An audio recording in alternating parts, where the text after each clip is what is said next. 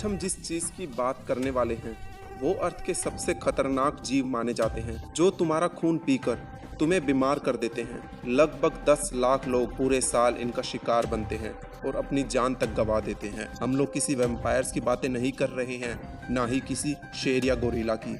हम बात कर रहे हैं मच्छरों की। क्या मच्छर सच में इतने खतरनाक होते हैं? तो हाजिर हैं दोस्तों हम अजब गजब टेक का एक और एपिसोड लेकर, और आज हम इसमें बात करने वाले हैं कि क्या होगा अगर हम दुनिया के सारे मच्छरों का खात्मा कर दें। यह सुनने में कितना अजीब सा लगता है कि एक छोटा सा कीड़ा किसी की जान तक ले सकता है, लेकिन यह सच है। इनकी वजह से malaria, yellow fever, dengue virus और जीका वायरस का तो नाम सुना ही होगा जैसी खतरनाक बीमारियां फैलती हैं। लेकिन ये बीमारियां फैलाते कैसे हैं, आइए जानते हैं।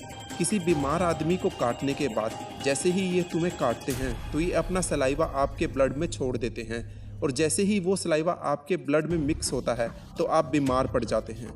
सिर्फ ह्यूमंस ही नहीं बल्कि एनिमल्स को भी इन्होंने नहीं बख्शा। इनकी एक बाइट आपकी जान तक ले सकती है। सवाल ये उठता है कि हम इनसे छुटकारा कैसे पा सकते हैं। इनकी संख्या भी इतनी है ना कि हम इन्हें गिन तक नहीं सकते। केवल अलास्का में ही 7 ट्रिलियन के लगभग मच्छर हैं। ऐसे बहुत से तरीके हैं जिनसे मच्छरों से छुटकारा मिल सकता है। बैट्स यानी कि चमगादड़ बिना किसी दिक्कत के इन्हें खाकर इनका खात्मा कर सकती हैं। बैट्स लगभग 1 घंटे में 600 मच्छरों को खा सकती है। अगर इतनी मात्रा में बैट्स हो जाएं जो सारे मच्छरों को खा जाएं तो हमारा काम बन जाएगा, लेकिन इससे एक दिक्कत दूर होगी तो दूसरी आ जाएगी। ये तो वही बात हो गई कि एक तरफ कुआं तो दूसरी तरफ खाई। मच्छरों से तो छुटकारा मिल जाएगा, लेकिन बैट से कैसे मिलेगा? इसका मतलब ये आइडिया नहीं काम करने वाला।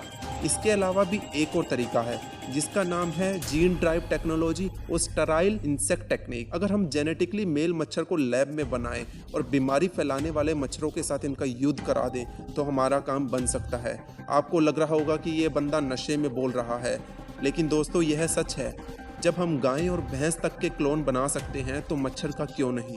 युद्ध छिड़वाने का मतलब लड़ाई से नहीं था, बताता हूँ मैं। जैसे ही हम जेनेटिकली मच्छर लैब में बना लेंगे, उनकी एक खासियत होगी कि उनकी रिप्रोडक्टिव पावर नहीं होगी या फिर बहुत ही कम होगी, जिसकी वजह से वो अपने बच्चे पैदा नहीं कर पाएंगे। इस तरीके से मच्छरों को खत्म करने में बहुत साल लग जाएंगे, लेकिन ये तरीका जरूर काम करेगा।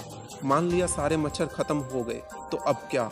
लाखों लोग जो मच्छर की वजह से अपनी जान गंवा देते थे वो बच जाएंगे। आप गर्मियों में बिना किसी डर के बाहर खेल सकते हो। लेकिन अगर लाइफ साइकिल की बात करें यानी कि इकोसिस्टम, तो उस पर इसका क्या असर होगा? मच्छर भी तो फूड चेन को बनाए रखने में कंट्रीब्यूट करते होंगे। कुछ बर्ड्स, बैट्स, फ्रॉग्स, लिजार्ड काफ़ी ज़्यादा मात्रा में मच्छरों को खाते हैं, लेकिन फिर भी ये एक सिग्निफिकेंट रोल नहीं निभाते उनके खाने में। वो इनके बिना भी जिंदा रह सकते हैं। लेकिन फिर भी क्या ये सही होगा कि हम सभी मच्छरों को खत्म कर दें? टोटल हजारों किस्म के मच्छरों की प्रजातियां पाई जाती हैं, लेकिन जिसमें से केवल 6% ही ऐसे हैं जो बीमारियां फैलाते हैं। सोक्सोरिंचाइड्स की 90 से ज़्यादा स्पीसीज ऐसी हैं जिनके लार्वे बाकी मच्छरों को खाते हैं, तो वो हमारे लिए कोई खतरा नहीं बल्कि हमारे लिए फायदा ही करते हैं बाकी मच्छरों को खाकर। और भी ऐसे मच्छर हैं जिनसे हमें कोई खतरा नहीं। तो क्या ये ठीक होगा जो मच्छर बीमारियां फैलाते हैं उनके चक्कर में बाकी मच्छरों को भी खत्म कर दिया जाए? आपकी क्या राय है इसके बारे में? हमें कमेंट करके जरूर बताना। अगर आपको वीडियो पसंद आए तो इसे लाइक और हमारे चैनल को सब्सक्राइब